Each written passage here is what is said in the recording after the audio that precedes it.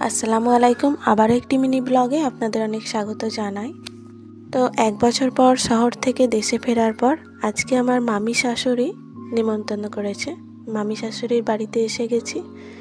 এখানে এসেই প্রথমে ছাগল দেখতে পেয়ে আমার ছেলে তো ছাগলকে পাতা খাওয়াতে রেডি। তো মামি শাশুড়ির বাড়ির উঠানে অনেক শাকসবজি লাগিয়েছে, সেগুলো দেখতে ভীষণ ভালো লাগে। তো দেখুন কি সুন্দর গাছপালা লাগিয়েছে। এখানে লাগিয়েছে টমেটো, ফুলকপি, পিরিং শাক, বেগুন, বাঁধাকপি, পেঁয়াজকলি, ধনেপাতা, কড়াই শাক। শহরে থেকে এইসব জিনিসপত্র খুব বেশি মিস করি। এত সুন্দর গাছপালা দেখে আমি তো ভিডিও না করে থাকতেই পারলাম না, আর সেটি আপনাদের সঙ্গে শেয়ার করলাম।